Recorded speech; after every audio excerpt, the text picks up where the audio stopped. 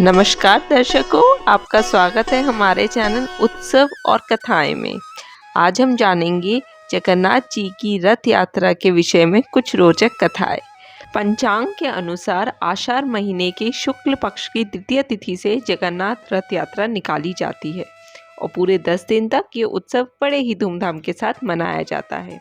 हिंदू धर्म में जिन 4 धाम यात्रा को अति उत्तम तीर्थ यात्रा बताया गया है, पुरी धाम की यात्रा उनमें से एक ही है।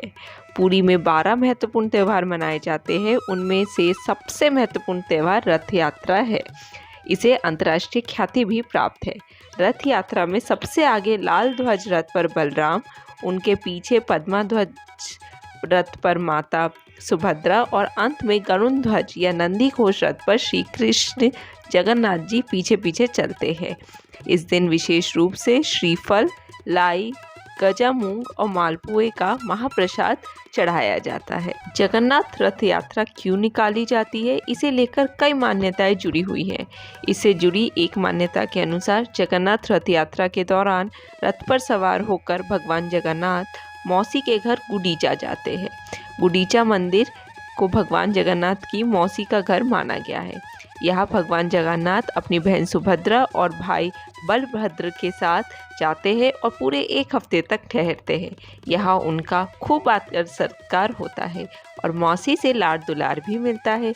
मान्यता है कि मौसी के घर भगवान खूब पकवान खाते हैं, जिससे वे बीमार भी पड़ जाते हैं। भगवान को ठीक करने के लिए उन्हें पथ्य का भोग लगाया जाता है और पूरी तरह स्वस्थ होने के बाद ही भगवान भक्तों को दर्शन देते हैं। इसके बाद जगन्नाथ रथ यात्रा निकाली जाती है। रथ यात्रा के साथ और भी कई सारी पौराणिक कथाएं जुड़ी हुई है। आइए देखते हैं कौन कौन सी कथाएं जुड़ी हुई है। पौराणिक कथाओं के आधार पर कई लोगों का मानना है कि श्री कृष्ण की बहन एक बार सुभद्रा अपने मायके लौटती है तो अपने भाइयों कृष्ण और बलराम से नगर भ्रमण की इच्छा जताती है। तभी कृष्ण, बलराम और सुभद्रा के साथ रथ से नगर घूमने जाते हैं। तभी से रथ यात्रा का प्रारंभ माना गया है। श्री जगन्नाथ मंदिर से जुड़े कुछ रोचक तथ्य। हवा के विपरीत लहराता ध्वज। श्री जगन्नाथ मंदिर के ऊपर स्थापित लाल ध्वज सदैव हवा के विपरीत दिशा में लहराता है। ऐसा किस कारण होता है, ये तो वैज्ञानिक ही बता सकते हैं, लेकिन ये निश्चित ही आश्चर्यजनक बात है। गुम्बद की छाया नहीं बनती। ये दुनिया का सबसे भव्य और ऊंचा मंदिर है। ये मंदिर 4 लाख वर्ग फुट में क्षेत्र में फैला है और इसकी ऊंचाई लगभग 214 फुट है। मंदिर के पास खड़े रहकर इसका गुम्बद देख पाना असंभव है। मुख्य गुम्बद की छाया दिन के किसी भी समय अदृश्य ही रहती है। चमत्कारी सुदर्शन चक्र। पुरी में किसी भी स्थान में आप मंदिर के शीर्ष पर लगे सुदर्शन चक्र को देखेंगे तो वह आपको सदैव अपने सामने ही लगा दिखेगा।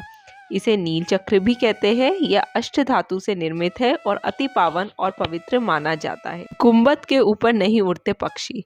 मंदिर के ऊपर गुम्बद के आसपास अब तक कोई पक्षी उड़ता हुआ नहीं देखा गया। इसके ऊपर से विमान नहीं उड़ाया जा सकता। मंदिर के शिखर के पास पक्षी उड़ते नजर नहीं आते, जबकि देखा गया है कि भारत के अधिकतर मंदिरों के गुम्बद पर पक्षी बैठे जाते हैं और आसपास उड़ते हुए नजर आते हैं। दुनिया का सबसे बड़ा रसोई घर। 500 रसोइये 300 सहयोगियों के साथ बनाते हैं भगवान जगन्नाथ जी का प्रसाद। लगभग 20 लाख भक्त कर सकते हैं यहाँ भोजन। कहा जाता है कि मंदिर में प्रसाद कुछ हजार लोगों के लिए ही क्यों न बनाया गया हो, लेकिन इससे लाखों लोगों का पेट भर सकता है।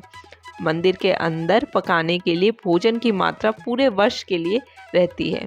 प्रसाद की एक भी मात्रा कभी भी व्यर्थ नहीं जाती। मंदिर की रसोई में प्रसाद पकाने के लिए 7 बर्तन एक दूसरे पर रखे जाते हैं और सब कुछ लकड़ी पर ही पकाया जाता है। इस प्रक्रिया में शीर्ष बर्तन में सामग्री पहले पकती है, फिर क्रमश नीचे की तरफ एक के बाद एक पकती जाती है, अर्थात सबसे ऊपर रखे बर्तन का खाना पहले पक जाता है। ये थी जगन्नाथ रथ यात्रा से जुड़ी कुछ रोचक कथाएं। आशा करते हैं ये वीडियो आपको पसंद आई है, तो इसे ज़रूर लाइक करें, अपने मित्रों के साथ शेयर करें और चैनल को सब्सक्राइब करें। आपका दिन मंगलमय हो।